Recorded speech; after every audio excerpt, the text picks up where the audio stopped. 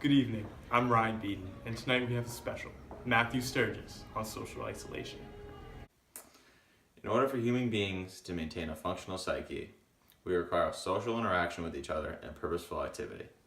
Without these two actions for an extended period of time, our brains can begin to spiral out of control.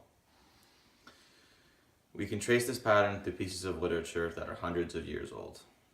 The Creature from Frankenstein and Grendel from Beowulf are perfect examples of how social isolation affects the mind. They both exhibit symptoms that are common in individuals today that experience social isolation, such as anger, compulsive actions, and disordered thinking. Grendel grew up a loner, and this loneliness drove him into insanity. When he heard the warriors in Harrow Hall drinking and singing with each other, he immediately became jealous and angry. Without thinking about what he would do next, he rushed up from the moors, crept into the mead hall, and murdered multiple men. These types of actions suggest that Grendel's years of social isolation put a serious toll on his psyche. The Creature from Frankenstein is slightly more sophisticated than Grendel, but still displays very clear symptoms of social isolation as well. When people reject him because of appearance, he becomes a castaway.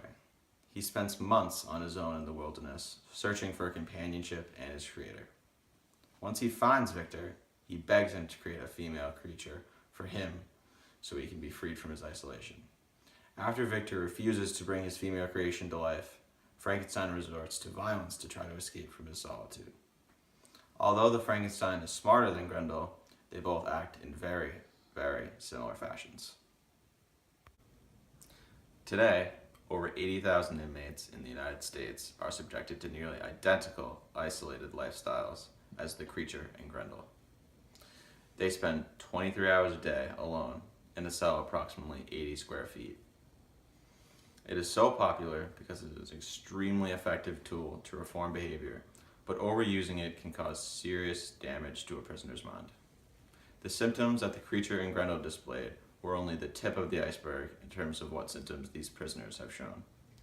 It is reported that the prisoners in solitary confinement have shown symptoms such as visual and auditory hallucinations, hypersensitivity to noise and touch, insomnia and paranoia, uncontrollable feelings of rage and fear, distortions of time and perception. These symptoms alone are very serious, but the bigger issue is that after the prisoners are released back into the general population, they cannot adjust. These symptoms do not go away, much like Grendel and the Creature. It is important as a society that we discuss this issue and come up with an alternative to solitary confinement, because its cons far outweigh its pros. Thank you.